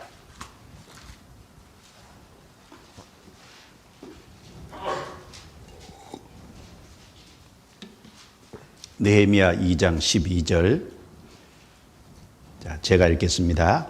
내 하나님이 내 마음을 감화하사 예루살렘을 위하여 행하게 하신 일을 내가 아무 사람에게도 말하지 아니하고 밤에 일어나 두어 사람과 함께 나갈새 내가 탄 짐승 외에는 다른 짐승이 없더라. 이 내용은 잘 아시지 않습니까? 하나님이 그 페르시아에 있는 그 느헤미야 왕의 술 맡은 관원이었는데 그 사람의 마음을 움직여서 하나님이 예루살렘으로 돌아오게 하고 예루살렘 성벽을 건축하게, 성을 건축하게 하는 일을 하셨는데 그 내용을 얘기하면서 12절에 내 하나님이 내 마음을 감화하사, 내 마음을 감화하셨다. 무슨 말일까요? 우리 번역에 감화하사입니다. 그런데 여기 영어에 보면 PUT, 푸십니다. 그러니까 이거 넣어주다 그 말이에요. 넣어주다. 그러니까 하나님께서 느헤미야에게요, 뭔가 마음에 넣어주신 거예요. 뭘 넣어주셨어요? 해야 할 일을, 사명을 넣어주셨잖아요. 넣어주셨습니다. 이거 참, 이 말씀 볼 때마다 내 마음을 감화하사 넣어주셨다. 감화했다는 게 넣어주셨다는 거거든요. 그러니까 구원받은 사람 마음속에 하나님이 주님의 뜻대로 살고자 하는 소원도 넣어주시고 실제 해야 될 일도 넣어주시는 게 있거든요. 그러니까 구원받은 사람은 어디에 포로가 되어 있느냐? 성삼위 하나님에게 마음에 딱 포로가 돼야 돼요. 구원받은 사람, 우리 대학생들 마음속에요, 하나님이 커져야 되거든요. 하나님이 마음에 얼마나 크신 분으로 자리 잡고 있느냐, 이거 중요하지 않습니까? 하나님이 크신 분으로 자리 잡고 있으면은 그 하나님을 위해서 생을 살 수 있을 겁니다. 그 어떤 사람 마음속에요, 하나님이 너무 작은 분으로 자리하고 있어요. 이 마음이요, 성삼위 하나님께 딱 사로잡힐 수 있다면 얼마나 좋겠어요. 성삼위 하나님께 포로가 되면 얼마나 좋겠습니까? 그리고 또 하나, 심령이 하나님의 은혜에 매여야 되잖아요. 은혜. 자, 은혜에 우리 마음이 확 사로잡히면요, 바르게 살 수 있을 거예요. 전도자가 될 수 있을 겁니다. 이 성경에 보면은 무비보셋 나오죠. 다윗에게 은혜를 입었는데 이 무비보셋은 원래 사울의 손자고 요나단의 아들입니다. 사울이 다윗을 죽이려고 10년 이상 쫓아다녔지 않습니까? 시기에서. 그런데 사울과 요나단이 하루에 죽고, 그리고 그 죽었다는 소식을 듣고 그 유모가요, 무비보셋을 안고 도망가다가요, 그만 떨어뜨려서 두 발이 다 절뚝이 됐어요. 이 다윗이 나중에 이스라엘 왕이 된 이후에 요나단과의 언약한 것이 있어서 은혜를 베풀기 위해서 그 요나단의 후손을 찾았는데 마치 무비보셋을 두 발이 다 쩔뚝이 된 사람을 찾았어요. 불렀어요. 그 무비보셋은 자기가 죽을 줄로 생각했는데 그 다윗이 두려워 말라. 내가 내게 은혜를 베풀 것이다. 그래서 그 사울의 모든 기업을 무비보셋이 다 돌려줬지 않습니까? 그리고 그 사울의 종으로 있던 시바와 그 가족들이 무비보셋의 종이 되게 하고, 그리고 자기의 아들의 하나처럼 다윗의 상에서 음식을 같이 먹게 했으니까 어마어마하게 큰 은혜를 입은 겁니다. 그래서 이 무비보셋이 얘기하기를, 왕께서 죽은 개 같은 나를 내가 무엇이라고 나에게 이렇게 큰 은혜를 베푸십니까? 그 내용이 사무엘하 9장 6절부터 8절에 나와요. 종이 무엇이 간데 왕께서 죽은 개 같은 나를 돌아보십니까? 자기를 죽은 개 같은, 그렇죠, 죽은 개. 근데 은혜를 베풀었거든요. 이것이 무비보셋의 마음을요 딱 붙잡은 거예요. 아, 다윗이 자기에게 너무 큰 은혜를 베풀어줬다. 죽어 마땅한데. 나중에요, 다윗이 압살롬에게 왕위를 찬탈당하고 도망갔어요. 기드론 골짜기를 건너서 이제 도망갈 때 자기도 같이 가기를 원했어요. 그런데 두 발이 다 쩔뚝이니까 누군가 도와줘야만 갈 수 있는데 그 종된 시바가 무비보셋을 내버려 두고 자기만 갔어요. 그리고 다윗에게 무비보셋을 모함을 했습니다. 그런데 그 다윗이 이제 왕위를 찬탈하고 도망가 있는 그 사이에 자기는 비록 같이 하기를 원했지만 못 가서 그 사무엘하 19장에 보면요, 무비보셋이 다윗이 돌아올 때까지요 발에 맵시를 내지 않았어요. 옷을 빨지 않았어요. 수염을 기르지 않았습니다. 그러니까 다윗이 고난을 당하고 있는 동안에 자기도 다윗의 고난에 그런 식으로 참여한 겁니다. 그렇죠? 비록 같이 하지는 못하지만 발을 맵시내지 않고, 그리고 옷을 빨지 않고 수염을 자르지 않음으로써 다윗의 고난에 함께 참여한 거예요.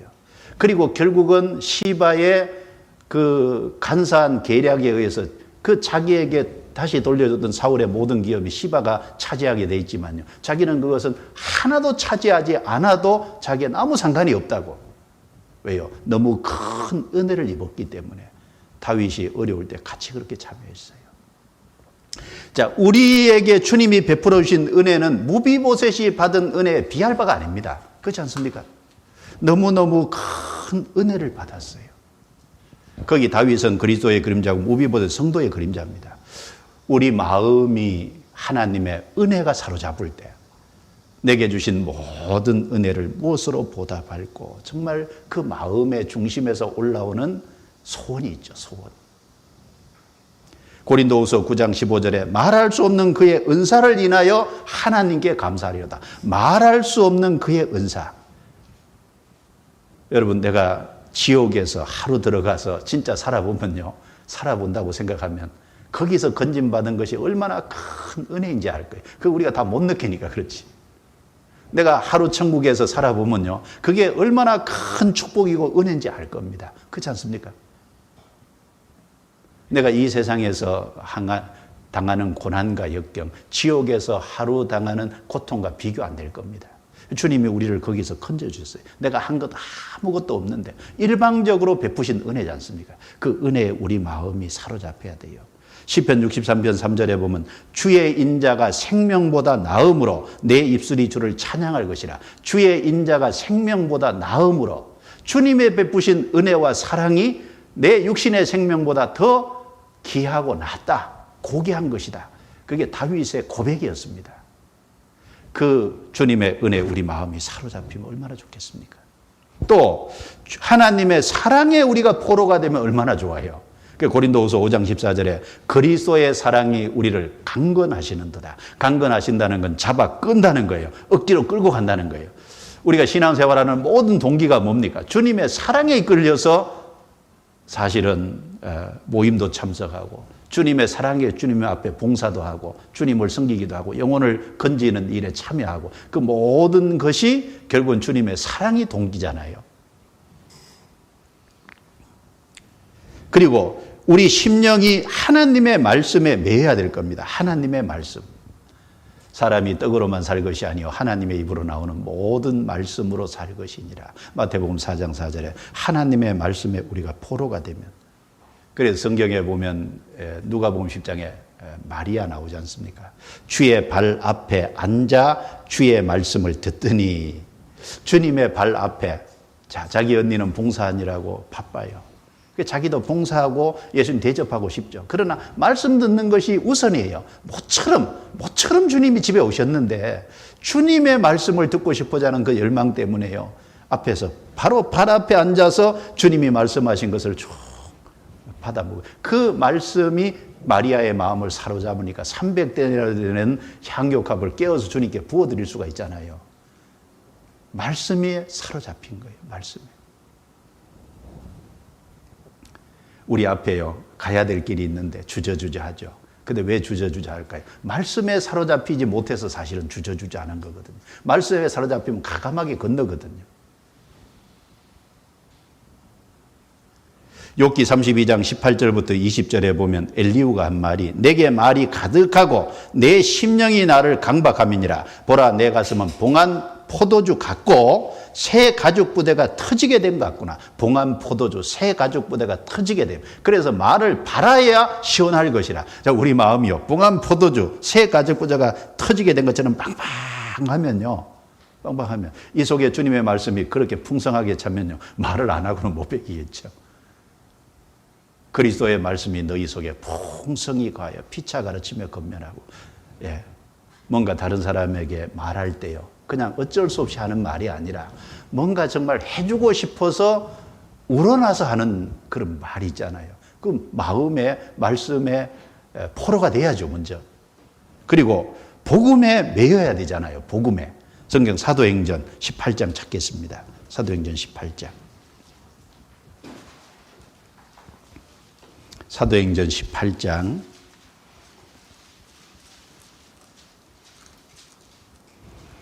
18장 5절입니다.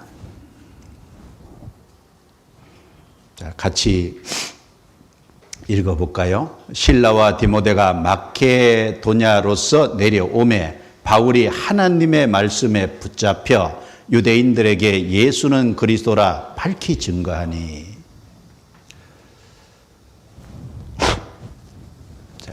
이 내용은 고린도에서 있었던 일입니다. 아덴을 거쳐서 고린도에 전도하러 갔는데 바울은 그동안도 유대인들에게 계속 말씀을 유대인 회당에서 전할 때마다 공격을 받고 박해를 받고 대적을 받았어요. 여기 고린도에 갔을 때도 실라와 디모데가 마케도냐로서 내려오면 바울이 먼저 가고 그 다음에 따라 내려왔어요. 근데 그 다음에 바울이 하나님의 말씀에 어떻게 했다고 말씀했습니까? 붙잡혀. 하나님의 말씀에 심령이 탁 붙잡힌 거예요. 여기 하나님의 말씀은 특별히 복음일 겁니다. 복음. 그 복음에 붙잡혀서 그동안 유대인 회당에서 전도해서 박해를 받았는데 여기서 유대인 회당에 전도하면 또 박해 안 받겠어요? 그게 얼마든지 예상이 되지만 예상이 됨에도 불구하고 복음에 딱 포로가 되니까 또 얘기하잖아요. 그래서 실제 전하니까 해방했죠. 6절에 저희가 대적하여 해방하거늘 이라고 했습니다. 해방을 받았지만 그걸 각오하고 할 수 있는 것은 말씀에 붙잡히지 않으면 안 되는 거예요. 우리 대학생 시절에 내가 전도하면 저 사람이 거부할 줄 알지만 그래도 얘기할 수 있는 것은 말씀에 붙잡힐 때, 복음에 붙잡힐 때 가능한 얘기 아니지 않습니까? 그래서 거기에 큰 어떤 방해가 있었지만 밤에 하나님께서 그 뒤에 읽어보면 바울 곁에 서서 여기 내 백성이 많다라고 일러주심으로 바울이 고린도에 1년 6개월 머물면서 전도해서 그 고린도 교회가 시작이 된 거지 않습니까? 말씀에 붙잡혔기 때문에 역사가 나타나는 거예요. 예레미야 20장 9절을 잘 알지 않습니까? 내가 다시는 여호와를 선포하지 아니하면 그 이름으로 말하지 아니하리라 하면 내 중심이 불붙는 것 같아서 골수에 사무치니 답답하여 견딜 수 없나이다. 그게 말씀에 붙잡힌 사람의 상태죠. 상태. 내 중심이 불붙는 것 같아서 답답하여 견딜. 다시 말하지 아니하려는 하면은 답답하니까 말할 수밖에 없는. 제가 얼마 전에요. 그 최춘선 할아버지 영상을 좀 봤어요. 영상을 봤는데, 물론 전도하는 방법이 우리랑 달라서 이제 그렇지만 그분 이제 쭉 영상 다큐멘터리 편집해 놓은 거 보니까 일본의 우찌무라 간조죠. 우찌무라 간조 확실히 구원받은 사람이잖아요. 그분 교회에서 그분이 침례를 받았더라고요.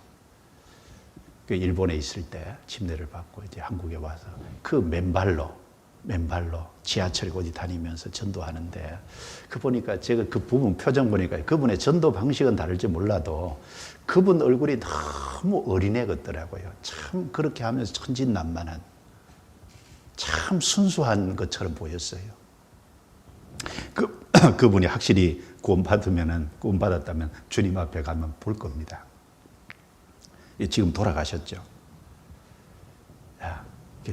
그렇게 맨발로, 여름이고 겨울이고 맨발로 그렇게 전도하고 다니는, 아마 이사야 시대에 있었으면 이사야가 3년 동안 벗은 몸으로 행했다고 하는데, 그분이 어떤 마음 자세로 그렇게 했는지는 모르겠지만, 그런데 그분이 전도하려고 애썼던 그 모습은 좀 너무 본받을 필요가 있잖아요. 본받을 필요가 있다고 생각합니다.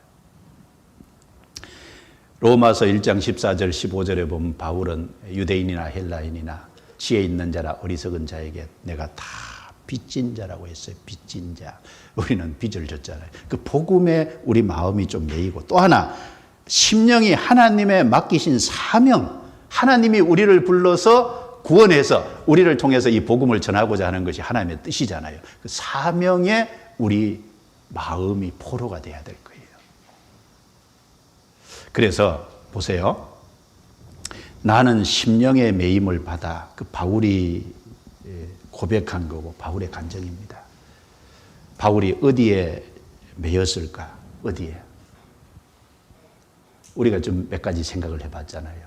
바울은 정말 하나님에게 포로가 되고, 그리고 바울은 정말 하나님의 은혜의 포로가 되고, 하나님의 사랑의 포로가 되고, 하나님의 말씀의 포로가 되고, 하나님이 완성하신 복음, 그 사람의 영원한 생명을 주는 그 복음의 포로가 되고, 그 복음을 전할 그 자리로 자기를 불린, 자기에게 맡긴 그 사명의 포로가 되어서 결박과 환난이 앞에 기다리고 있지만 나는 간다, 그 말이지 않습니까? 간다. 나는 간다. 그러니까 대학생 시절에요. 매여야 돼요. 어디에 매여요? 우리 심령이, 우리 마음이, 우리의 영혼이 매여야 될 곳에 매여야 돼요. 매이지 않으면 그 길을 온전히 갈 수 없어요. 매여야 됩니다. 그런데 이 매임의 성격은 누가 억지로 붙잡아 매는 게 아니지 않습니까? 성경 출애굽기 20장에 보면 깃뚫린 종 이야기가 나오지 않습니까? 유대인 종으로서 팔려서 6년 동안 일했으면 제 7년은 해방이 되는 거예요. 그런데 주인을 너무 사랑해서 나는 주인을 계속 섬기겠다 그러면 주인이 그 종을 제사장에게 데려가고, 제사장은 그 종을 문설주 있는 데로 들어가서 문에 그것으로 길을 뚫으라 그랬잖아요. 그러면 그 종은 그 주인에게서 영원히 종이 되어 그 주인을 사랑하고 주인을 섬기게 될 거다. 깃뚫린 종. 거기 종은 자원하는 종이거든요. 우리가 이 포로가 된 성격도 자원해서 포로가 되는 겁니다. 우리 심령에 매인 게 누가 억지로 포로를 삼는 게 아니죠. 은혜를 받았기 때문에 사랑을 보여 자원하는 그 심령으로. 그러면 이런 심령의 매임을 받은 포로가 된 바울의 삶을 한마디로 얘기하면 어떤 삶이었습니까? 우리 한번 생각해 봅시다. 자, 이렇게 심령의 포로가 된 바울은 자기 인생을 예수 그리스도에게 투자를 했잖아요. 그리고 자기의 모든 삶을 주님께 완전히 드렸잖아요. 바울은 오직 한 가지 목적, 예수 그리스도 한 가지 목적 외에 아무 다른 것이 없었습니다. 그러니까 심령이 매인 사람의 모습이잖아요, 모습. 자, 빌립보서 볼까요? 빌립보서. 잠깐만 더 보겠습니다. 빌립보서. 제가 빌립보서를 쭉 읽으면서요, 바울의 참 모습이 닮고 싶은 모습이다. 점점 더 마음에 그런 생각이 드는 것이, 여기 빌립보서 1장 20절에 나의 간절한 기대와 소망을 따라 아무 일에든지 부끄럽지 아니하고 오직 전과 같이 이제도 온전히 담대하여 같이 읽습니다. 살든지 죽든지 내 몸에서 그리스도가 종기되게 하려 하나니. 바울은 그리스도로 만족했어요. 그리고 자기를 통해서 살든지 아니면 죽든지 감옥에 있든지 평안할 때든지 병에 있든지 병에서 놓였든지 어떤 상황에서든지 그리스도가 자기를 통해서 나타나기를, 그리스도가 종기되기를 바라는. 빌립보서 3장 넘겨보시죠. 빌립보서 3장 7절. 그러나 무엇이든지 내게 유익하던 것을 내가 그리스도를 위하여 다 해로 여길 뿐더러 또한 모든 것을 해로 여기면 내 주 그리스도 예수를 아는 지식이 가장 고상함을 인함이라. 내가 그를 위하여 모든 것을 잃어버리고 배설물로 여기면 그리스도를 얻고 그 안에서 발견되려 함이니 내가 가진 너는 율법에서 난 것이 아니요 오직 그리스도를 믿음으로써 말미암은 것이니 곧 믿음으로 하나님께로서 난 의라. 내가 그리스도와 그 부활의 권능과 그 고난의 참여함을 알려하여 그의 죽으심을 본받아 어찌하든지 죽은 자 가운데서 부활에 이르려 하노니. 13절. 형제들아 나는 아직 내가 차분 줄로 여기지 아니하고 오직 한 가지 일이죠. 한 일이라는 건 바울이 이미 성취한 일, 그런 의미가 아니라 한 가지 일입니다. 한 가지 일, 즉 뒤에 있는 것은 잊어버리고 앞에 있는 것을 잡으려고 표대를 향하여 그리스도 예수 안에서 하나님이 위에서 부르신 부름의 상을 위하여 쫓아가노라. 여기 바울은요, 심령에 매였기 때문에 자기의 유익하던 모든 것을 배설물 똥으로 여겼습니다. 바울에게는 오직 그리스도밖에 없어요. 여기 한 가지 일이잖아요. 한 가지. 우리 청년 대학생들, 형제 자매님들, 여러분 다른 데는 다 실패해도 신앙생활하는 것에 실패하면 안 돼요. 오직 한 가지, 신앙생활하는 거기에 실패하면 안 됩니다. 오직 한 가지 일이 뭐예요? 앞에서부터 보면 8절에 그리스도를 얻고 그 안에서 발견되기 원하는. 바울은 이미 그리스도를 얻었지만 그리스도를 더 얻고 풍성하게 얻고 자기의 모든 삶이 그리스도 안에 있기를 바랐습니다. 그리고 그 예수님의 십자가의 고난을 경험함으로 부활의 권능을 체험하기를 10절 11절에 말씀했다 그러잖아요. 그리스도의 고난의 참으로 그 능력을 더 체험하기를 바라는. 그리고 뒤에 주님이 위에서 부르신 부름의 상을 위하여 쫓아가고 그 뒤에 20절 21절에 가면 그리스도의 형상을 덧입는 하늘의 시민권자로 그리스도의 형상을 입을 때 그것으로 만족하는. 그러니까 바울의 말 속에는 오직 신앙적인 거 한 가지밖에 없지 않습니까? 왜요? 심령이 매였기 때문에. 나는 심령의 매임을 받아 포로가 됐거든요. 그래서 자기 육신의 이로운 모든 것도 배설물로 여기고 그리스도 안에서 발견되고 그리스도의 능력을 얻고 그리스도께서 주시는 상을 받고 그리스도의 형상을 입음으로 만족하고. 자, 그게 심령이 매인, 심령의 포로가 된 사람의 삶의 모습입니다. 삶의 모습. 그리고 사도행전 20장 다시 넘겨보시죠. 사도행전 20장. 그 심령에 매였기 때문에 22절에 예루살렘으로 가는데 저기서 무슨 일을 만날는지 알지 못하노라. 오직 성령이 각성해서 내게 증거하여 결박과 환난이 나를 기다린다 하시나 나의 달려갈 길과 주 예수께 받은 사명 곧 하나님의 은혜의 복음 증거하는 일을 마치려 하면은 나의 생명을 조금도 귀한 것으로 여기지 아니하노라. 심령의 매임을 받은 사람의 자세예요. 그렇지 않습니까? 예루살렘으로 올라가겠다고 비장한 각오를 갖고 있어요. 올라가면 결박과 환난이 기다린다는 것도 알아요. 그리고 죽을 수도 있다는 것을 알아요. 그렇지만 나는 복음 전하는 일을 위해서 하나님이 내게 맡기신 그 사명을 위해서 그게 나의 달려갈 코스인데 나는 그걸 위해 가겠다는 거예요. 가겠다. 이거는 심령의 매임을 받지 않으면 이렇게 말할 수도 없고 이런 삶을 살 수도 없습니다. 그렇지 않습니까?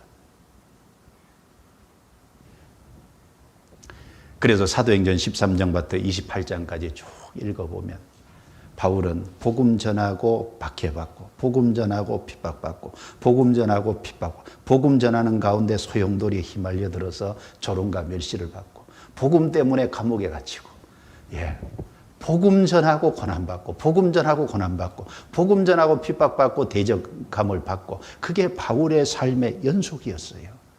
그게 가능했던 이유는 심령의 매임을 받았거든요. 그는 주님께 포로가 되고 은혜와 사랑의 포로가 되고 복음과 복음 전할 사명에 정말 포로가 됐던 겁니다.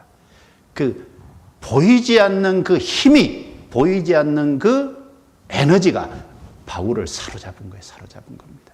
그래서 바울을 그런 길을 가도록 했어요. 우리도 마찬가지입니다. 우리도 심령의 매임을 받을 수 있다면 그 바울의 뒤를 쫓아서 갈 수 있을 거예요. 자, 이번에 끝까지 완주를 해야 되겠죠. 일주일 작은 시간인데 그래서 인터넷으로 하지만 끝까지 그 4일까지 맥잡기도 잘 참여하고 또 대학생 여름 수련회 말씀도 잘 듣고 그리고 또 특강 시간도 잘 듣고 마지막 질의응답 시간까지요. 그 쭉 인내심을 갖고 참여하는 그 속에서요. 하나님 우리 마음을 새롭게 해주고 우리에게 힘도 주시고 전도할 수 있는 지혜도 가르쳐 주시리라고 믿습니다. 유익한 시간이 되고 우리에게 쓸데없는 시간이 아닙니다. 정말 값지고 여름 수양에도 다 모여서 하기가 어려운데 이런 시간을 통해서 이런 기회가 주어졌다는 건 하나님의 특별한 은혜입니다. 은혜라고 믿고 이번에 좋은 시간이 되기를 정말 바랍니다. 기도드리겠습니다. 하나님 감사합니다. 32기 사무엘 학교를 허락하시고 또 시작하게 도우심을 감사합니다. 하나님이 우리에게 바울을 삶의 표본으로 또 전도하는 사람의 표본으로 세워주시고 또 그의 삶을 성경에 기록하심으로 우리로 본받게 해주심을 감사합니다. 주님을 본받은 바울의 삶을 통해서 우리도 더욱 뒤따라가기를 원합니다. 32기 사무엘 학교 교육하는 그 많은 시간들을 통해서 우리에게 힘을 주시고 또 하나님 보시기에 합당한 전도자로 훈련되고 준비될 수 있도록 도와주셔서 실제 우리 삶에 이뤄진 영혼을 건지는 일에 힘쓰므로 또 영혼을 건지는 열매 맺는 삶으로 하나님께 영광이 돌아가게 도와주옵소서. 주께 부탁합니다. 우리를 구원해 주신 주 예수님 이름으로 기도드리옵니다. 아멘.